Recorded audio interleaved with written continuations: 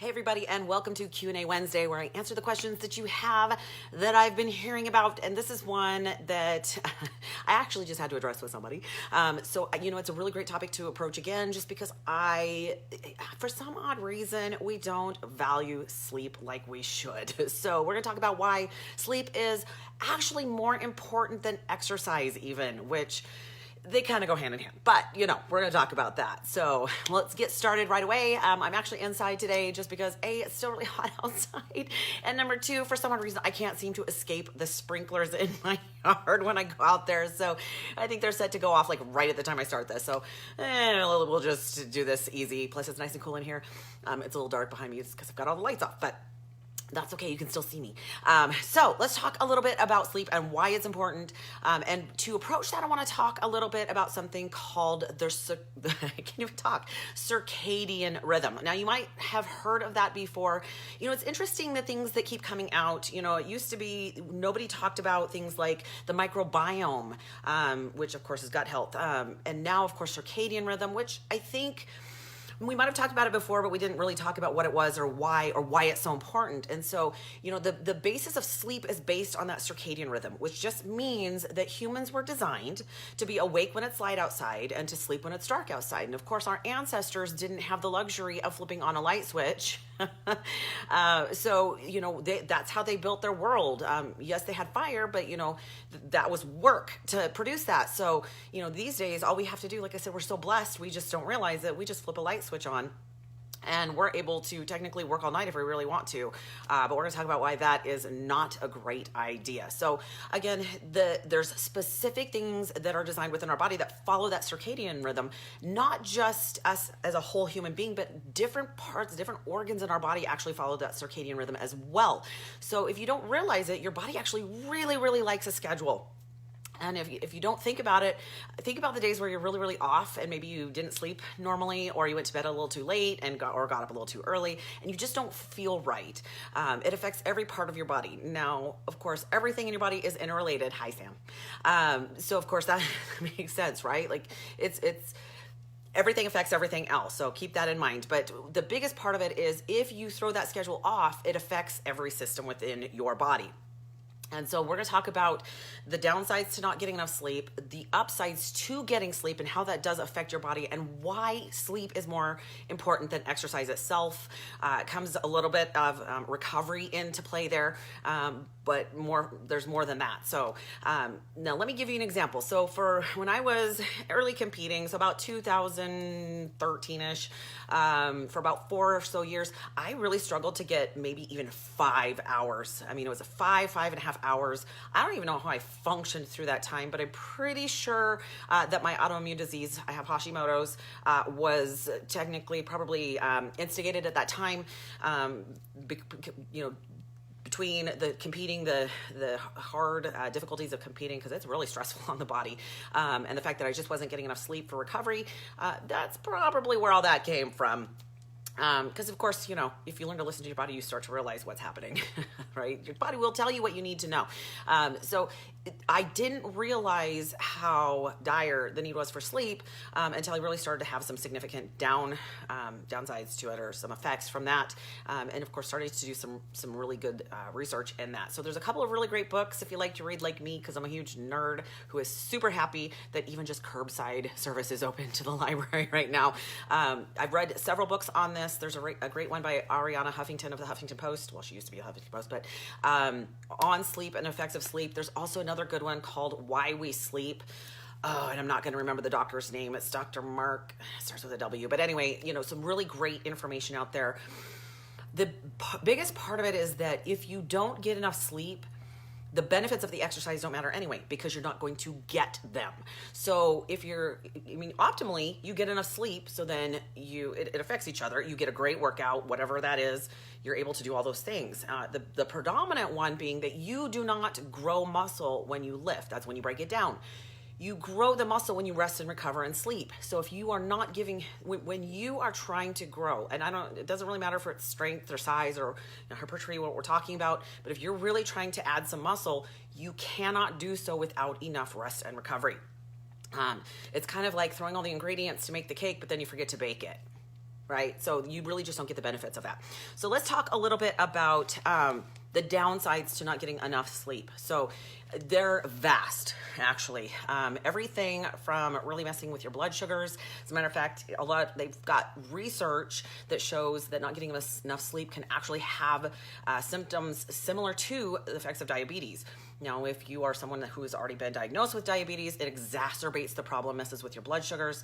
So that can be a really huge issue. Plus, it has significant effects on inflammation, which of course we are finding out more and more is a huge issue and a big part of what plays a role in diseases. So if you aren't getting enough sleep, again, the downside is all of these things that you might already have issues with become exacerbated.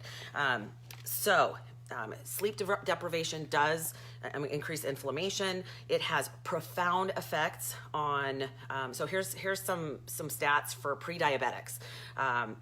For pre-diabetics who get less than 6 hours sleep, they are 44% more likely to develop diabetes, and in less than 5 hours of sleep for pre-diabetics, they are 68% more likely to develop diabetes themselves. So blood sugar levels and inflammation actually play a role in chronic disease and depression. So again, you're gonna figure out real quick that there's really, really downsides, big downsides and symptoms to not getting enough sleep, and extreme benefits to getting enough sleep. So let's talk a little bit about the effects of not getting enough sleep in weight loss. So there's multiple things that happen here, but the biggest one is that when you don't get enough sleep to renew your energy, your body tries to find it in other ways. And so then you start to find that you have cravings. And as a matter of fact, the research shows that on average, people who don't get enough sleep tend to eat 300 more calories a day. Again, their body's trying to find the energy in some way. Well, those 300 calories a day over, period of however long you're not getting enough sleep can add up really quickly. Of course, thwarting some of your health goals. So not getting enough sleep can increase your cravings and increase overeating, and too little sleep also increases cortisol. And you know that in the presence of cortisol, your body cannot burn fat. So keep that in mind. So let's talk about the immune system, which of course is a huge topic right now, considering we're still dealing with the virus. And of course, we want our immune systems to be incredibly healthy because, of course, that helps us fight off any illness, right? And if you look a little bit through the research of people who work night shift or who do shift work, there is a higher incidence of disease in the people who work those shifts for multiple reasons, but part of it is, a lower immune system. So that is a downside.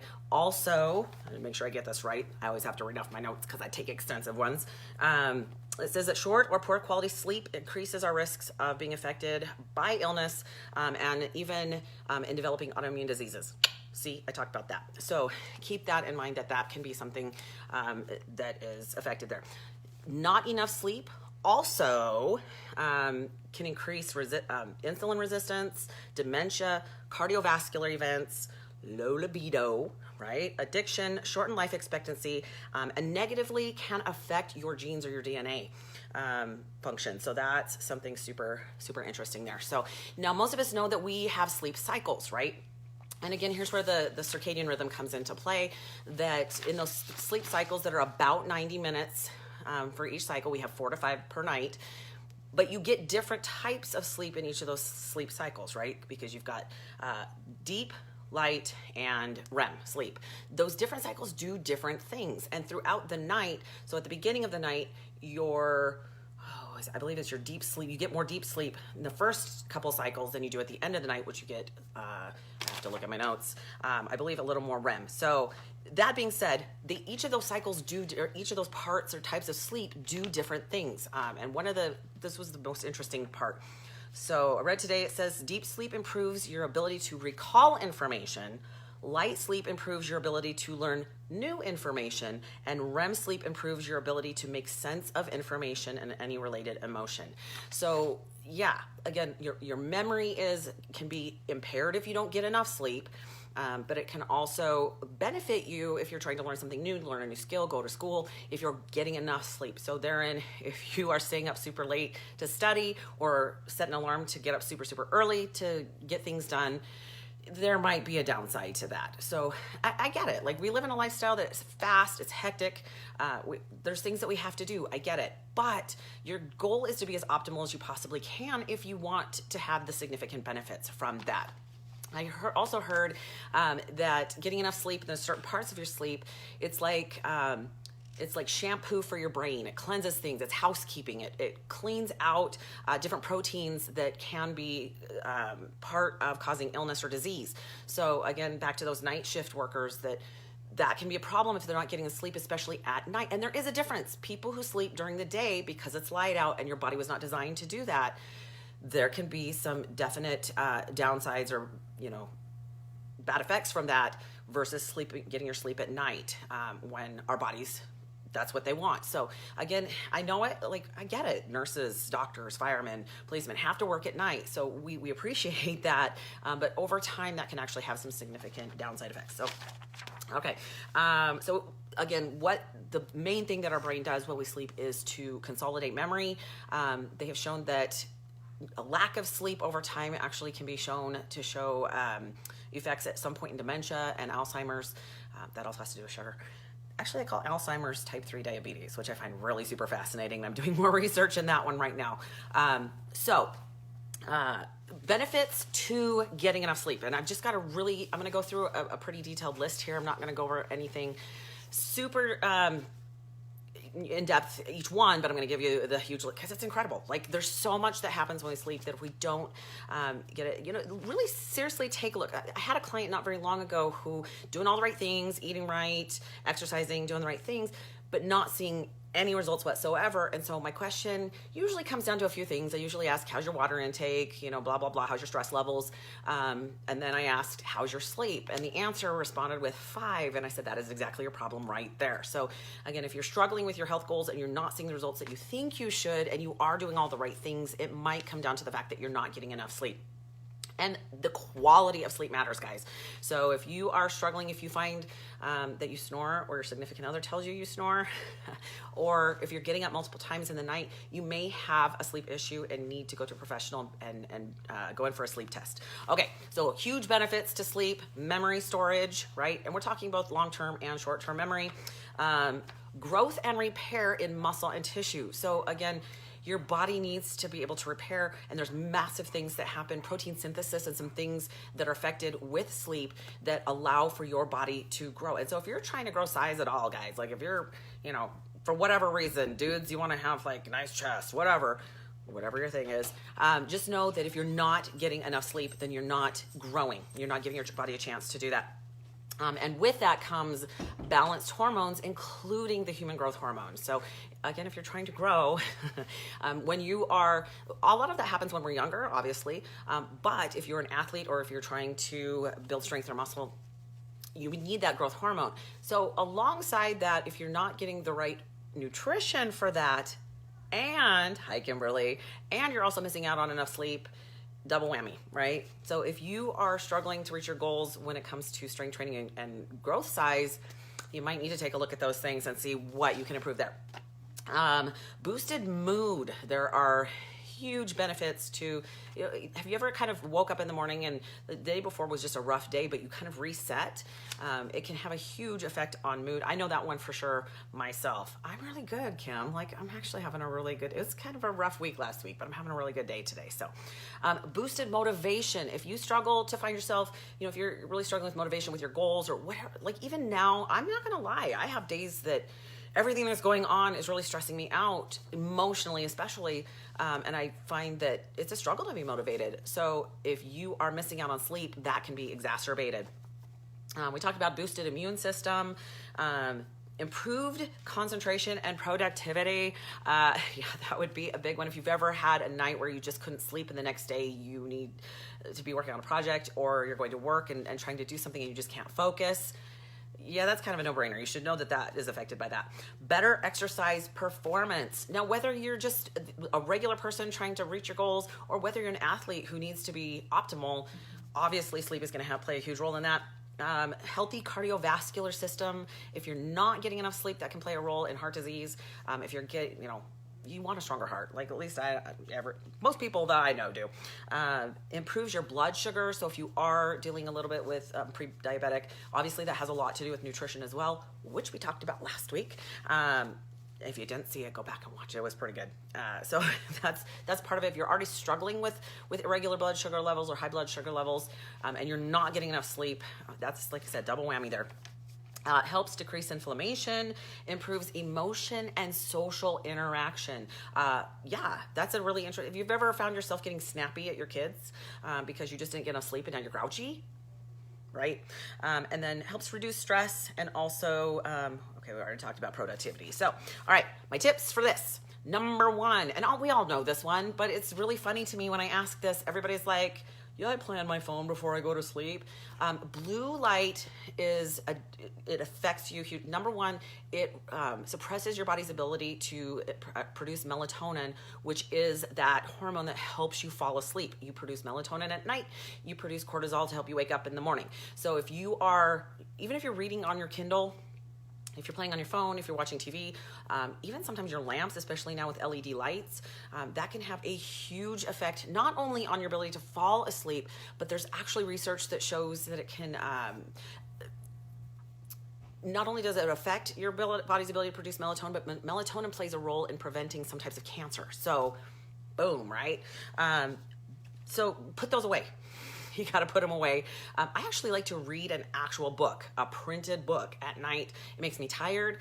I only read until I start to kind of get groggy, and then I put it away and I go to sleep.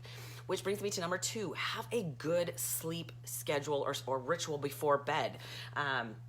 Really great idea at night in order to help you sleep is to keep the room dark and cool. And so one of the things that I do before bed for a couple of reasons is I like to take a hot shower. Now, you might think that's counterproductive, but what that does is it actually brings your core down. Your body sweats a little bit, brings your core down because you need to be cool when you sleep to get your best sleep. You actually drop about 3 to 4 degrees at night while you sleep. Not to mention, that helps my poor back relax because I've had some significant back issues. So during the day, I get really tight and a little bit of stress. So that hot water helps me to relax a little bit. So not a bad idea to do that. And then maybe even bring down the temperature of your room just a little bit. So I like it when it cools off at night so I can open my window. Love that breeze at night. And of course, I like my room super dark. If there's light, matter of fact, my weird TV has a light on when the TV's off. I know that seems strange. So I always grab my pillow and put it right in front of my face so I can't see it at night. So it's nice and dark. You could also get a mask, an eye mask while you sleep, whatever works for you. But dark and cool is a great tool for that. But bedtime ritual, whether that's put things away, if you tend to be drawn to looking at your phone all the time, you might put it in another room. I know that's a hard one because we all tend to live on those things. But that might be part of your bedtime ritual. It's always really a great idea to stick to a sleep schedule. Try to go to bed at the same time every night, wake up at predominantly the same time every morning. Again, your body likes a schedule. Now, if you have to get up to an alarm clock, sorry, that's how that rolls. Hi, Sean. I actually don't. My body wakes up pretty much, has its own internal alarm clock. I wake up between 5:45 and 6:30 every morning. And I actually appreciate that because, again, then I get to finish that sleep cycle. If you've ever woke up with your alarm clock and you're groggy, it's because you were in the middle of a sleep cycle and you weren't quite at the point where your body was ready to wake up. Same thing with a nap. So keep that in mind. We talked about dark and cool. Try not to eat super late. You guys, your body cannot sleep and do all those things that we talked about where it has to recover and put things away memory wise. It can't do that and digest at the same time. So if you're eating large meals right before bed, you're going to really struggle to get good quality sleep. So I try really hard not to eat, at least to finish my eating about 2 hours before bed so that I'm not having to deal with that. Limit caffeine, obviously, especially if you're affected by that, by stimulants. And make sure that you're making your sleep a priority. So my rule with some of my clients has really become, if you are not getting at least minimally, this isn't even enough, but at least 6 hours of sleep, don't work out. And if you do, make it a light workout because your body cannot handle both the stress of the workout on such little sleep. So whether that's cardio, whether that's strength training, learn to listen to your body. Your body's going to tell you what it can handle and what it can do, but sleep does outweigh your need for exercise. So if you're not getting the sleep, you need to focus. Obviously, both are important. Both are super important. You know, I really look at it as everyone's their own formula, right? You all need a little bit different things. Nobody's cookie cutter anything. So I look at each person as, you know, this person needs this much sleep, this kind of nutrition, this kind of strength training, this kind of cardio, and we need to talk mental and emotional health and being able to work with that, since they're all interrelated and they play well together. Well, if they play well together, then you do well on your goals. So hopefully I have been able to impress upon you how important sleep is. Yeah, it's really interesting to me how many people say, yeah, they really struggle to get enough sleep. Now, if you're struggling to stay asleep, again, that's probably a little bit of a different issue that we can discuss later. But if you have any questions, you can either get some of those books, but I'm not unopposed to learning something new. So if I didn't answer your question or if we need to look it up, let's find out. You can either leave a message below or you can message me directly at Facebook Messenger. But other than that, Kimberly says she loves her sleep. I do too, now that I actually get enough sleep. We spend about a third of our lives actually asleep. So that tells you how important that is. So have an incredible evening, you guys. Until next week, that is Q&A Wednesday. Bye-bye now.